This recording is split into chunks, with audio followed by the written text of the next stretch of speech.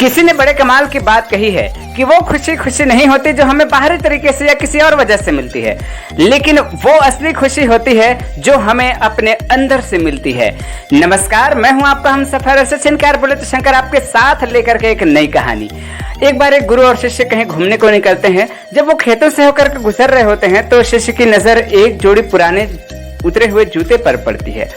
अब जैसे ही शिष्य उसको देखता है, उसके मन में एक सूझता है। तुरंत से वो अपने गुरु से कहता है, गुरु एक काम करते हैं, इस जूते को हम लोग कहीं छिपा देते हैं इन झाड़ियों में, और हम लोग भी कहीं छिप जाते हैं। जब मजदूर आएगा, देखेगा कि उसका जूता नहीं है, तो वो परेशान होकर के उसको ढूंढेगा और हम लोग को बड़ा मजा आएगा।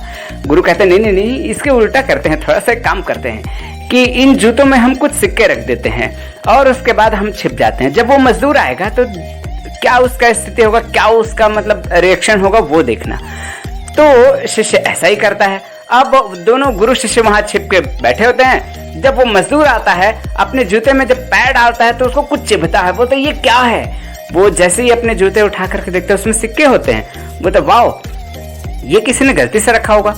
चलो दूसरा उठा के देखते हैं। दूसरा उठा के देखते हैं, उसमें भी सिक्के होते हैं। वो खुशियों से उछल करके रोने लगता है और रोते रोते वो खुदा का इतना धन्यवाद करते, बोलता है धन्यवाद प्रभु, धन्यवाद, आपने मुझे एहसास दिलाया कि आप मेरी जिंदगी में हो, आप मेरे साथ हो और आप सबके साथ एक जैसा ही व्यवहार करते हैं। धन्यवाद प्रभु, आपने मेरी पत्नी को बचा लिया। आज वो मर ही जाती जब मैं उसके लिए दवाई नहीं लेके जाता, मुझे जरूरी था उसके लिए दवाई लेके जाना। और धन्यवाद प्रभु, आपने किसी ऐसे अपने बंदे को भेजा जिन्होंने ये काम किया है। प्रभु लाख लाख शुक्रिया, उसके जीवन में बहुतायत से आशीषों की वर्षा करना परमेश्वर, धन्यवाद प्रभु। ये कह के जब वो मजदूर वहां से जाता है तो शिष्य अपने आंसुओं के धार नहीं रोक पा रहा होता है। वो इतना खुश होता है, गुरुजी के चरण पकड़ लेता है, बोलता है गुरुजी मुझे माफ कर दो, मैं गलत सोच रहा था, मैं गलत इंसान था जो ऐसा सोच रहा था। आज से मैं कोई भी ऐसा काम नहीं करूंगा जिससे लोग परेशान हों, परंतु मैं उनकी खुशियों का कारण बनूंगा कि लोग वो देख करके खुदा का धन्यवाद करेंगे। गुरु कहते हैं यही तो मैं तुम्हें सिखाना चाह रहा था।